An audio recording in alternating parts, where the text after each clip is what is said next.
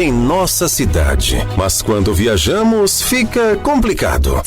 Ficava! Porque agora você pode contar com a Rede Rio Postos. São 18 postos nos estados do Rio, Minas e Espírito Santo. Em Campos, a Rede Rio Postos conta com o posto Web Max na Avenida Felipe Web, próximo a 7, e posto Bom Sucesso na BR-101, ao lado do Atacadão em Guarulhos. Vem pra Rede Rio Postos de Combustíveis, com você aonde você estiver.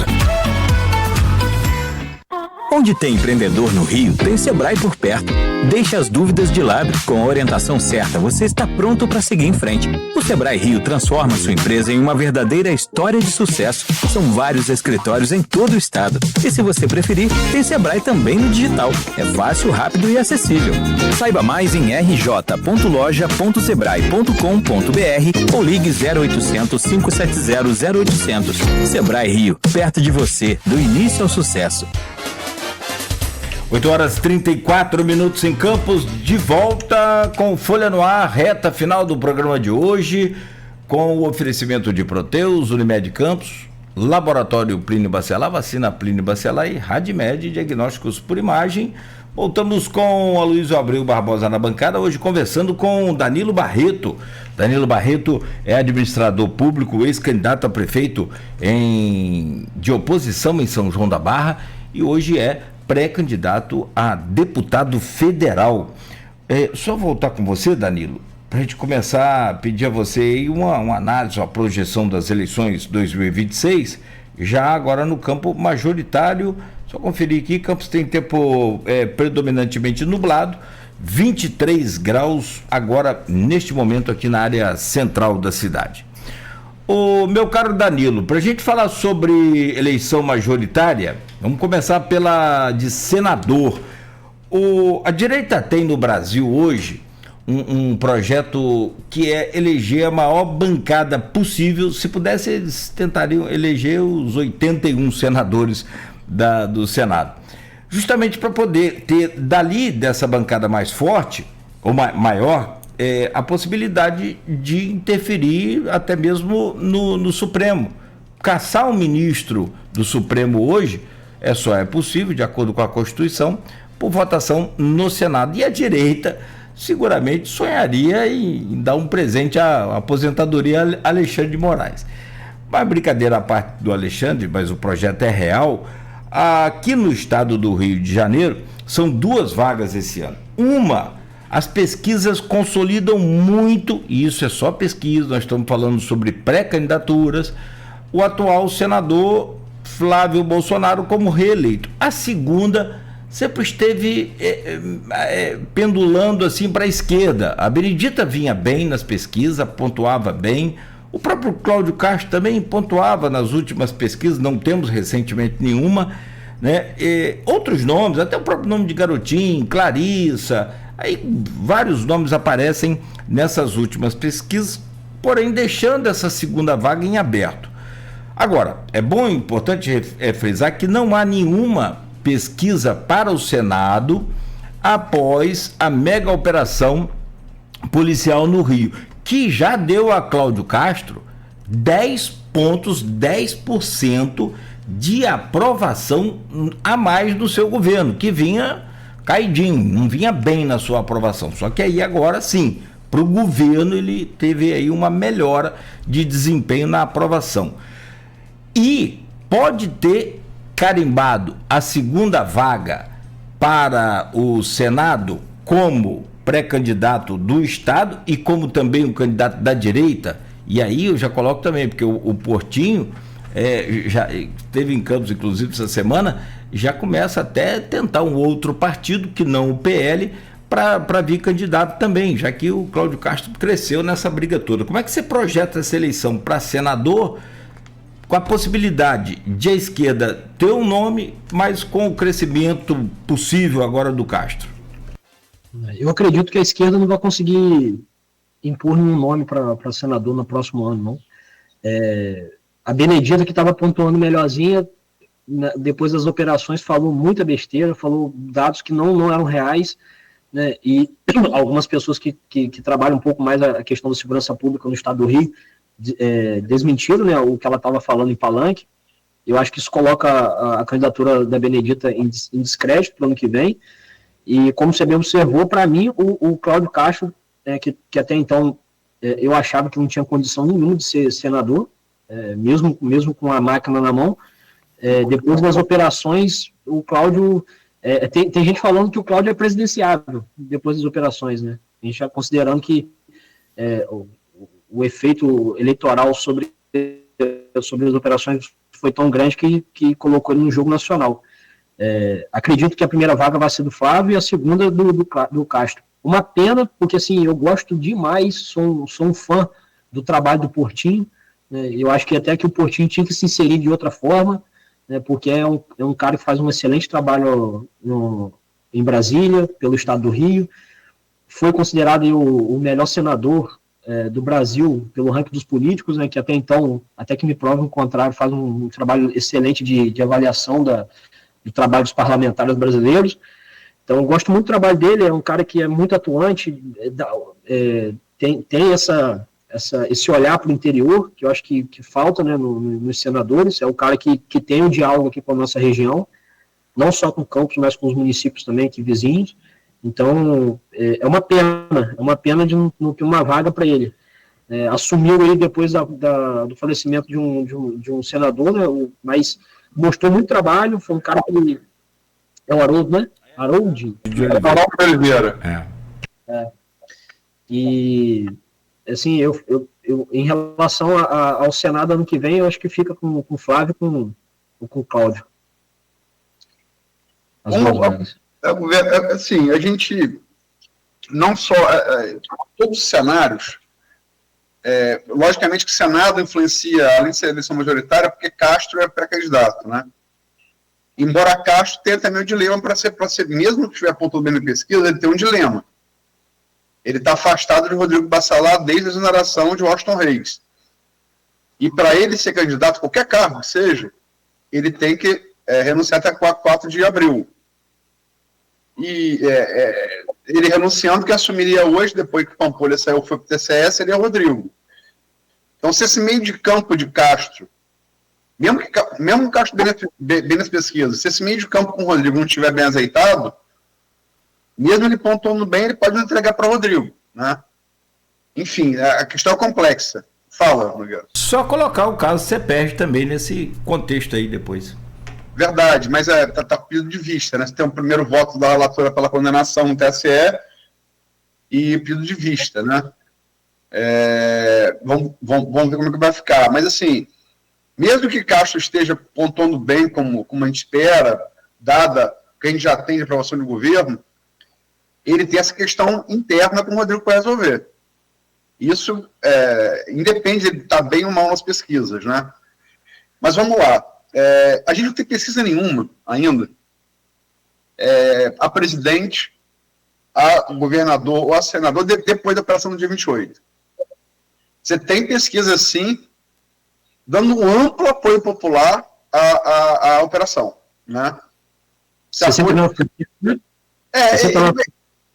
Ele gira, assim, você tem pesquisa, por exemplo, a Atlas Intel fez nacional e na cidade do Rio.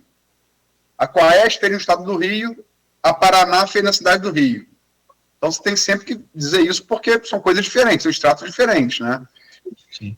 No estado do Rio, esse apoio vai de 60% a 70%, né? Ele varia ali. Mas todos dão a mesma coisa. Quando você joga isso para a cidade do Rio e nas favelas, que a Atlas Intel fez esse recorte, ele chega quase 90% o apoio. 87%. Né? Isso não cheguei a ver, não. Que legal. Mas é um recorte específico das favelas, morador de favela, entendeu? Enfim, não há dúvida. E é aquela coisa, chegava a eleição passada, presidente, as pesquisas vão lá na frente, mas não é isso que a gente vê nas ruas. É uma consonância entre rua e pesquisa. Você vê esse apoio nas ruas e você vê esse apoio nas pesquisas. Estou dizendo a mesma coisa. E não vou entrar em questionamento de ordem moral a operação, né? Agora, seria até pertinente, mas você tem que ficar com a realidade dos números, né? Para ser objetivo. Em todas as pesquisas, até isso, Eduardo Paes era franco favorito, né? Aparecia como franco favorito, prefeito do Rio, a governador. Castro não pode ser candidato, né? Ele já se reelegeu na anterior. Você vê a capacidade dessas pesquisas, desse episódio do 28 de janeiro, mudar alguma coisa do favoritismo de Paes na intenção de voto para governador? Eu acredito que a direita, não só do Rio, mas do Brasil todo, respirou, né, com a pauta da segurança pública, né, com esse retorno forte da pauta da segurança pública. A gente estava, a direita brasileira estava num momento delicado por falta de liderança, né, de direcionamento, né, o principal líder da direita está num momento delicado, hoje no Brasil, e o governo estava nadando de ativos de coisas que a longo prazo a gente sabe que vão ser prejudiciais ao Brasil, né? Gastos exacerbados, pouco controle dos gastos públicos, né? E pensando só na eleição do ano que vem. Depois dessas operações, né, que, na minha opinião, são necessárias, né, apesar de ter muita gente chamando de chacina, na minha opinião, foi um sucesso. As operações, os números mostram isso. Se a forma de acontecer é uma coisa a ser discutida, né, é um local delicado de se ter uma operação nesse nível, mas essa especificamente, tirando a morte dos policiais, foi um sucesso. Mas em relação à questão política, eu acredito que a direita brasileira, não só do estado do Rio, mas do Brasil como um todo, respirou depois dessa situação, porque aí você volta a fazer discussões mais sérias, né, a respeito da política, a você ver de fato qual é o objetivo dos governantes que estão ocupando os espaços, né, não foi só uma questão moral de discussão, mas é uma questão de resolver de fato os problemas da sociedade. O Castro tentou o tempo inteiro puxar essa situação que aconteceu no Rio de Janeiro para uma discussão de políticas públicas, né, e tirar um pouco a discussão ideológica da coisa, e eu acho que deu super certo. A sua pergunta, Luiz, é exatamente em relação a Castro ou a nível nacional? Desculpa. Eu falo em relação a Eduardo Paes, porque Eduardo Paes, ele mantém um pé em cada barco, né? Ele mantém um pé no barco de Lula e ele mantém um pé no barco da direita, se pronunciando publicamente em apoio a Malafaia, né? Se fala até em aliança com o PL daria vice para a chapa de Paes. Enfim, eu pergunto o seguinte, pergunta objetiva. Você acha que a operação pode mudar o favoritismo de Paes nas pesquisas do governador? Na minha opinião, já bagunçou o jogo por completo. Agora só falta a direita se organizar. Eu acredito que isso não vai acontecer, que do PL da vice a Paes. Eu acredito, acho que é uma situação muito delicada, seria prejudicial, né, para o partido, e depois dessas operações eu acho que está fora de cogitação. Né? Pensava-se isso porque a direita estava sem fôlego, a esquerda nadando de braçada, tanto a nível estadual quanto a nível federal, mas acho que depois desse evento as coisas mudaram. E política é muito dinâmico, né? Tem 5, 6 meses para definir, mais ou menos, a galera vai se filiar, alguns vão sair dos cargos para se candidatar, então tem muita coisa para acontecer até lá ainda. Mas eu acredito que não tá, esse favoritismo não é mais o mesmo depois das operações. Tá, mas quem seria o nome? Castro não pode. Quem seria o nome da direita? O nome ainda vai ser definido. Tem pessoas falando do secretário de Segurança Pública, né? Agora me fugiu o nome dele, deixa eu achar aqui rapidinho. Dá licença. Vamos lá, a gente acha aqui, depois a gente fala. Continua. Eu acredito que o nome ainda vai ser definido, pode ser o próprio Bacelar ainda. Acho que tem muita coisa para acontecer até lá. Como você falou, tem esse dilema, o Castro vai ser o... Qual? Pimentel não, né? Não é Pimentel, não. Vitor dos Santos. Vitor Santos, exatamente. Exatamente. O Vitor Santos é um nome que pode surgir depois dessas operações, e Castro provavelmente vai continuar, não vai parar, né, devido ao sucesso que teve, não só enquanto política pública, mas também, né, no jogo político. E tem um dilema que o Aloysio bem observou com o Bacelar. O Castro vai ser obrigado a sentar com o Bacelar para conversar. Né? Independente de se ele vai ser o candidato ou não, ainda tem muita coisa para acontecer nesse sentido aí. Também tem outros nomes. Tem o Ítalo Marcilli, que já está posto, né? Que é o nome bolsonarista, né? Tem também a projeção para essa semana que vai entrar agora de Bolsonaro ser preso na Papuda, né? Os próprios bolsonaristas trabalham com essa previsão, né? Então tem muita coisa para acontecer, né? Inclusive o STF acabou de começar a julgar o recurso. Acabou de chegar a notificaçãozinha aqui, a gente conversando, chegou a notificação. É embargo, né? Mas assim, isso tá precificado já. Bolsonaro na Papuda está precificado para a semana que vem. Isso está no...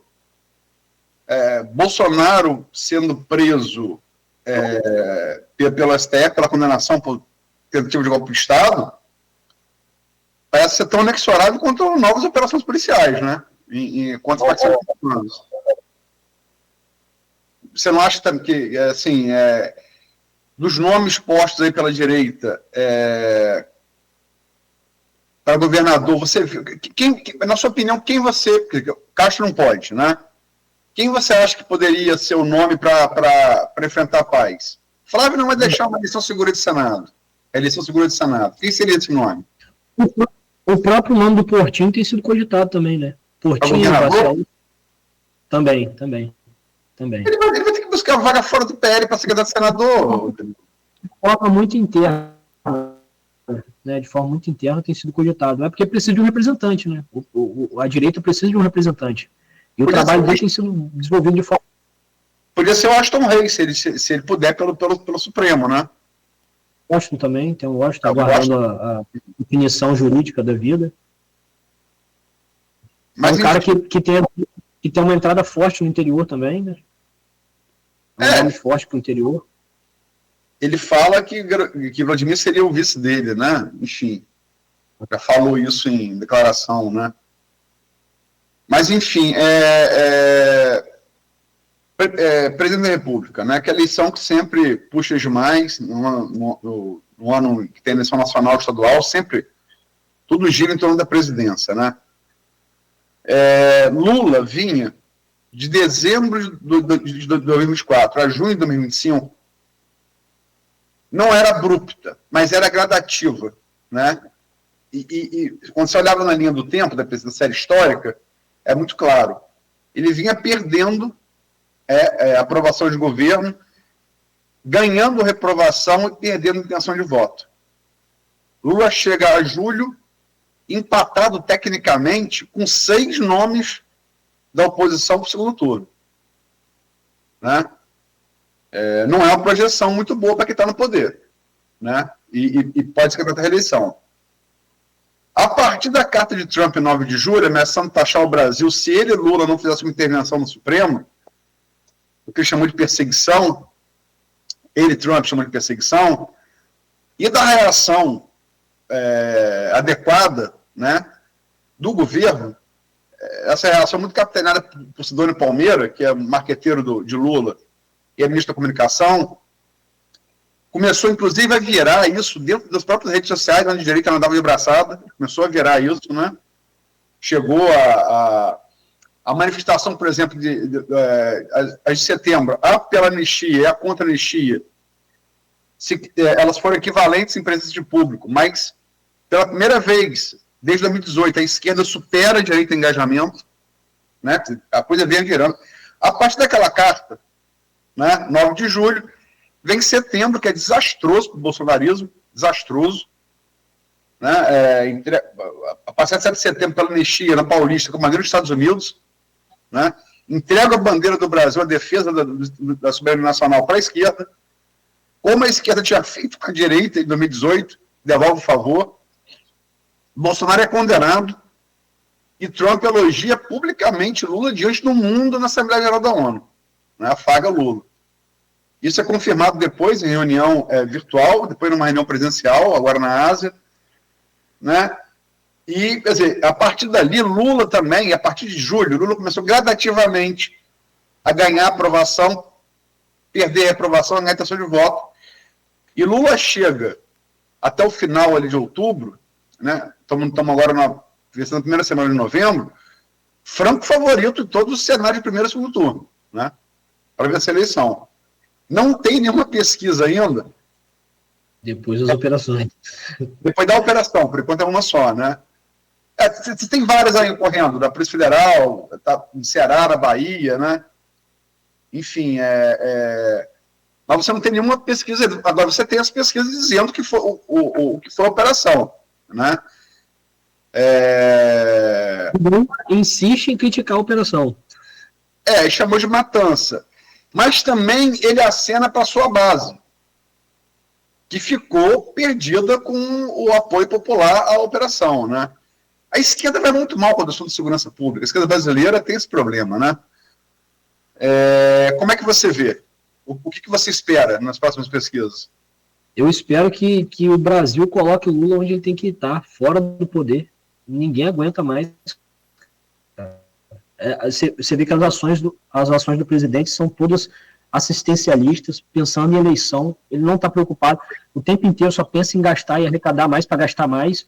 Não tem equilíbrio, não tem responsabilidade com o dinheiro público. Mente o tempo inteiro nas suas colocações. E aqui não é uma defesa a A ou a B, não. É só uma crítica a quem está no poder, né, e que, para mim, não deveria estar. Então, eu espero muito que a direita consiga se organizar para juntar esforços para um candidato específico, né, e isso vai acontecer nos próximos meses, vai ser um movimento natural, o tempo cobra, né, vai chegando perto da eleição, isso tem que ser definido, precisa-se de um representante, né, independente se for Bolsonaro ou se for uma outra pessoa, a gente tem que se organizar para colocar uma pessoa que se preocupe de fato com o Brasil, né, e que seja capaz de produzir política pensando no povo, né, e com responsabilidade com o dinheiro público. O que a gente está vendo no Brasil hoje são políticas sendo feitas pensando em reeleição, em manutenção do poder, né, e não em emancipação social, que acho que é o maior problema do Brasil. E falando aqui de forma muito, muito técnica também, porque assim, essa divisão Lula-Bolsonaro é ruim para todo mundo, né? E na verdade a gente precisa olhar para as pautas, para os problemas sociais do Brasil de forma mais técnica para resolver, né? E não de forma colocando ideologia acima de tudo. Existem problemas que precisam ser resolvidos, né? Independente se a pessoa é de direita ou de esquerda. É claro que isso influencia a forma que ele vai ser resolvido, mas acho que já deu, a gente está num momento que ninguém mais é bobo. A rede social, a internet, ela abre muito a mente das pessoas. Então, essa manipulação da comunicação, de criação de narrativas, isso está extrapolando todos os limites. O Instagram do governo, o Instagram oficial, a rede social oficial do governo, virou bagunça, né? Eu tenho vergonha de olhar e dizer que essa aqui é a rede social oficial do meu país. É vergonhoso o que está acontecendo.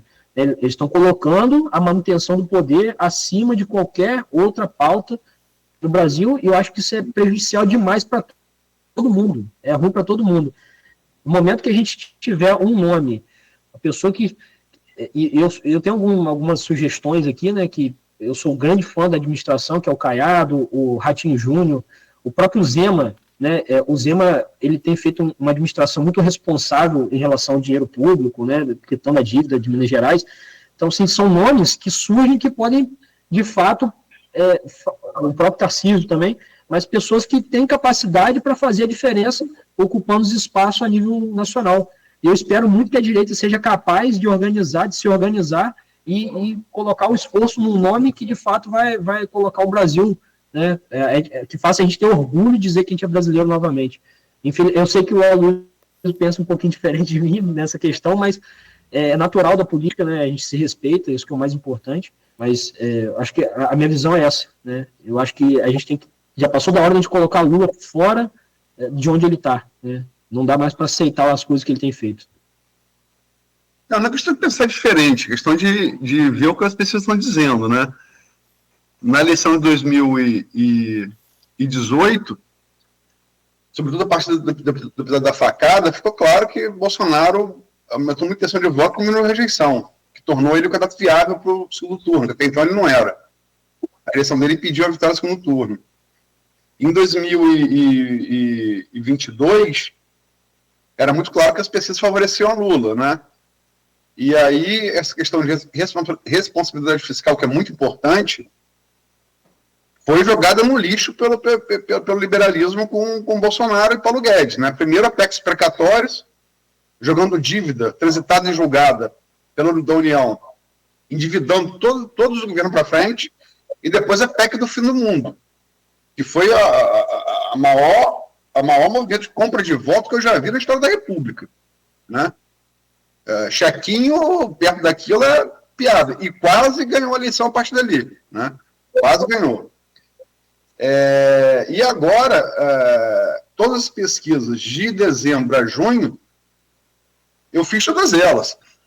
E todas eram muito ruins para Lula. É engraçado que no negócio de pesquisa, as pesquisas todas que eu fiz a partir de dezembro de 2024 para junho de 2025, era chamado de fascista pelo comentarista de esquerda. Lula começou a virar, eu virei comunista. Na impossibilidade lógica de ser fascista e comunista ao mesmo tempo, isso diz mais de quem chama do que de quem é chamado, né?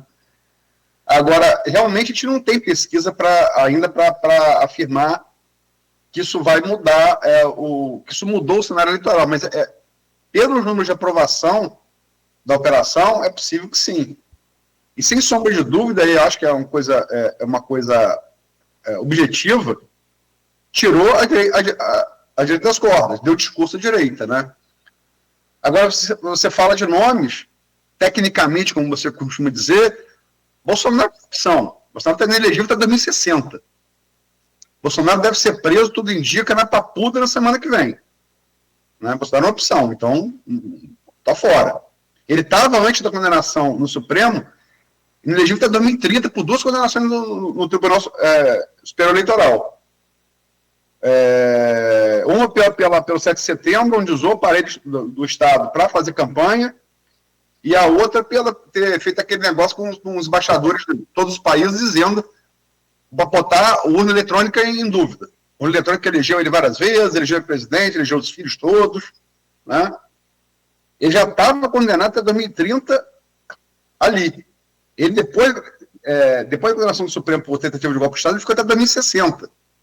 2060, então ele está fora. E quando você fala dos nomes aí, todas as pessoas apontam que os 2 nomes com mais consistência para bater Lula, o nome mais consistente é Tarcísio. Né? E Michele também aparece bem, mas Michele repete Bolsonaro, ela tem muita intenção de voto e muita rejeição. Né? Você não tem ainda um nome assim que, esse é o nome para bater Lula, esse nome não existe ainda, né? Caiado, por exemplo, é muito bem avaliado em Goiás, ele passa de 80% de aprovação. Ratinho Júnior e no Paraná. Mas são estados que refletem pouco. O Ratinho Júnior ainda tem mais o recall do pai, que é nome nacional, né? No seu entendimento, seria o nome da direita para derrotar Lula.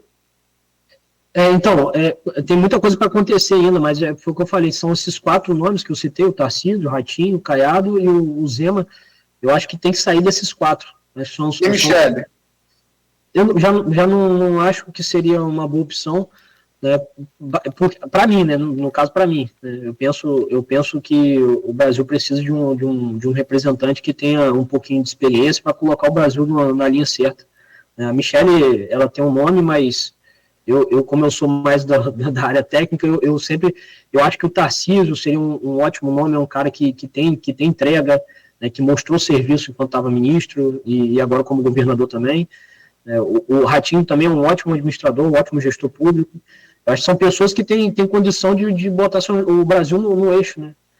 A gente tá numa gastança sem fim e só aumentando gasto, aumentando imposto, e as pessoas não aguentam mais pagar imposto, não aguentam mais pagar taxa e não vê os serviços da forma que deveriam estar sendo prestados, né? Eu acho que por essa linha, eu acredito que vai sair entre esses 4 nomes. Ainda que no momento, né, baseado no que você está falando das pesquisas, ainda que no momento esses nomes não tenham capacidade de virar contra Lula, mas se a direita se organizar, principalmente depois da operação, se organizar e concentrar esforço num nome desses, eu acho que a gente tem grande chance de colocar o Brasil no eixo novamente. É bom lembrar também que Tarcísio fez um bom trabalho técnico, sim, quando ministro da Infraestrutura de Bolsonaro. Tem uma aprovação, não chega, a aprovação de São Paulo não chega a ser igual de Caiado em Goiás ou de Ratinho Júnior no Paraná. Mas ele tem uma aprovação boa, sim, na casa de 60% no São Paulo. Agora ele faz um bom trabalho técnico desde que ele começou na vida pública como chefe de elite de Dilma, né? Sim, sim. Essa parte vocês costumam deixar de fora, né? Não, ele já transitou nos dois lados, né? Mas é um cara que tem entrega, Ele tem licença. Não, inclusive é dito isso, porque o governo Dilma foi um governo muito ruim e ele fez um bom trabalho. O governo de Bolsonaro foi um governo muito ruim, inclusive deixando dívida para todos os governos que vão vir para frente. E ele sempre um cara de muito entrega, né? E ele fez um bom trabalho, assim, tecnicamente, né? Você acha que ele é o nome mais consistente? Dos 4, sim, no momento, sim. Até por ser governador de São Paulo também, né? Que mesmo, desculpa, Luiz e Danilo, mesmo com toda aquela briga entre ele e o filho Bolsonaro, o Eduardo? O Eduardo tá brigando com todo mundo também, né? tá uma situação delicada. Isso aí não dá para considerar muito, não, mas eu acho que até o ano que vem a direita vai se organizar, tá cedo ainda. É natural do jogo de interesse, quando você tem muitas lideranças, grandes nomes, né? São grandes nomes surgindo, se consolidando. A direita está meio perdida ainda com essa situação do Bolsonaro, né? Que dificilmente vai ser revertida até o ano que vem. Considerar que falhou aí. A composição do STF. Peraí, Danilo. Danilo, desculpa. Você falhou travou aí na palavra é considerado. Repete aí, por favor. Não, eu estava dizendo que eu acho muito difícil dessa situação do Bolsonaro ser revertida, considerando a composição do STF. Então, a direita está um pouco perdida nesse sentido, porque está vendo seu principal líder sendo, de forma injusta, né, na minha opinião, sendo retirado do jogo político, e tem 4 grandes lideranças que, ao mesmo tempo que respeitam a liderança maior, estão naquela assim, acelera ou não acelera para presidente, vou ou não vou, será que eu vou ter apoio ou não vou? E é natural desse momento ter esse jogo de interesses aí, esses conflitos, o conflito do Tarcísio com o Eduardo, é natural do momento, mas eu acredito que até o ano que vem as coisas vão se ajustar.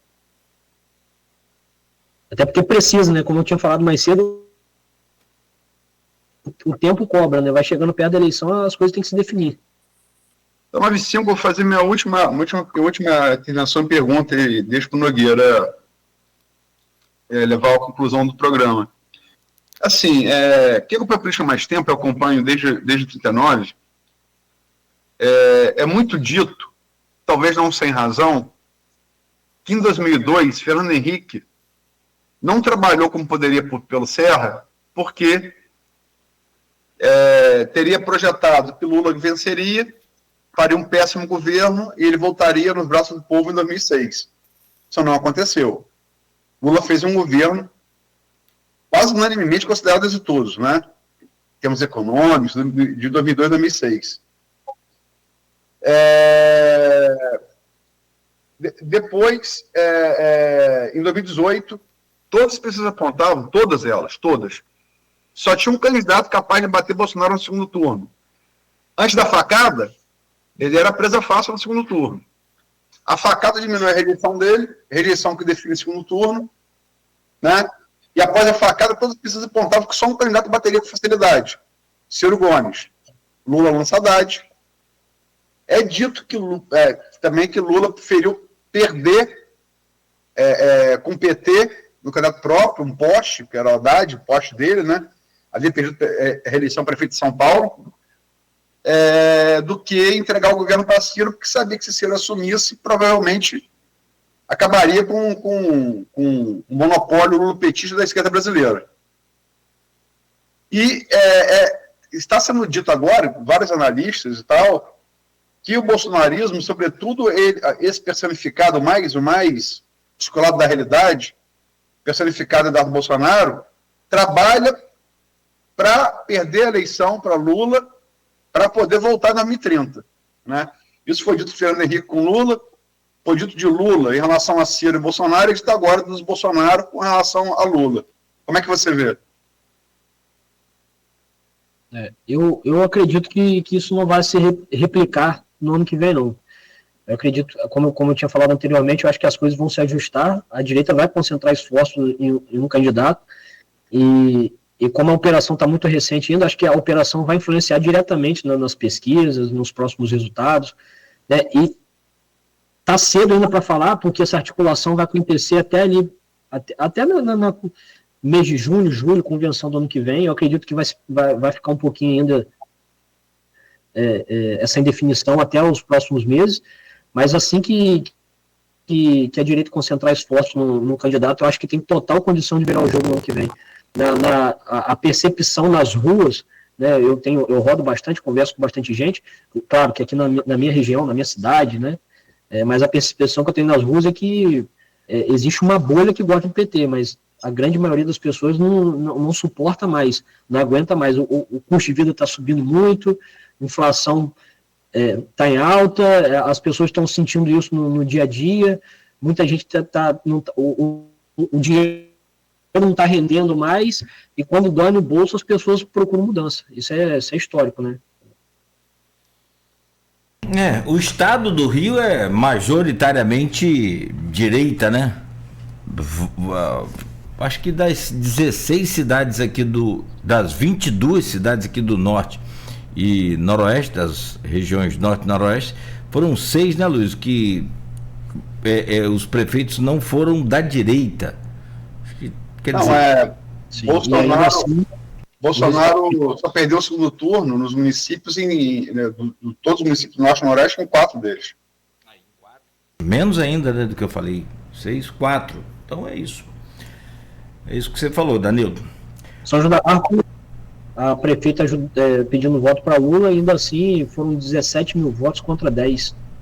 Né? 17 mil votos para Bolsonaro contra 10 de Lula no segundo turno.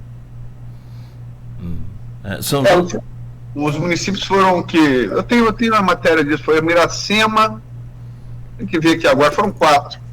Né? Uhum.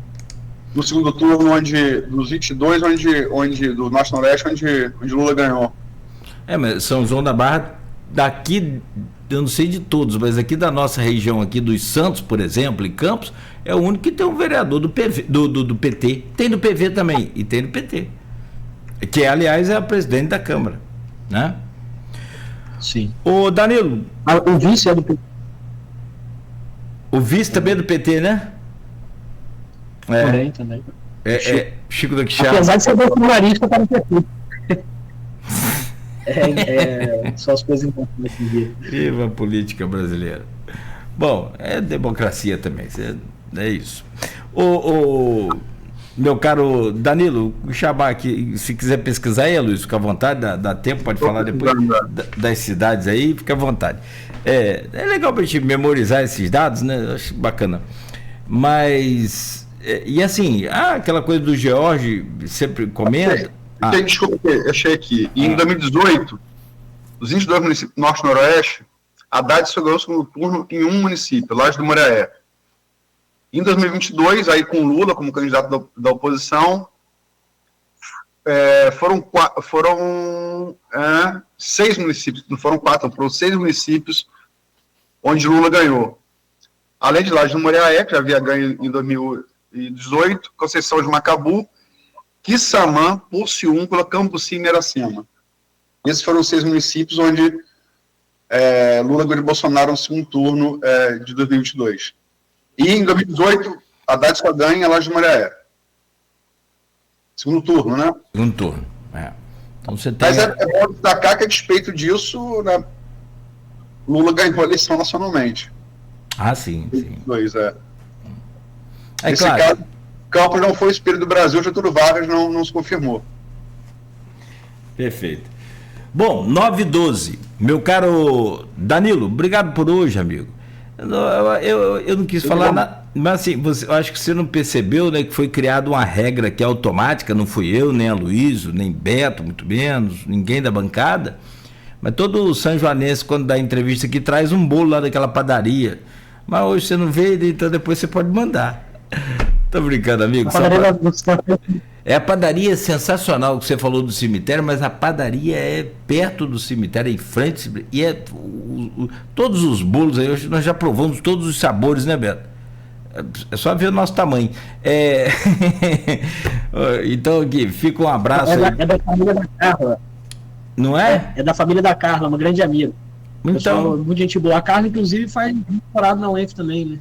Faz aí. O pessoal lá é fechamento. Não, e muito. Inclusive, fui lá ontem. Estive lá ontem.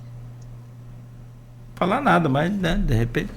Aqui, ó, forte abraço para você, brincadeira, você sabe disso, né? E boa sorte aí sempre nas suas propostas, na sua luta, né? E até breve, se Deus quiser. Obrigado por hoje. Eu agradeço o espaço mais uma vez, a Luísio.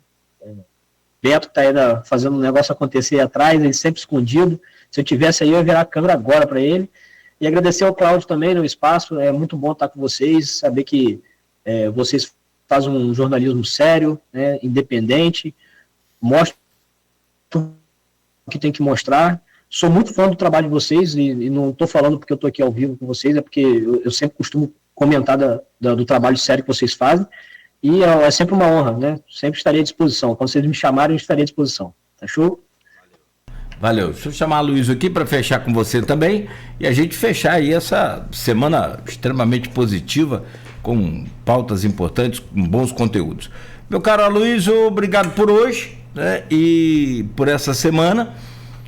Bom descanso aí pro final de semana, né? Amanhã, só lembrar, tem Jornal Folha da Manhã bem cedo nas bancas e também nas casas dos assinantes.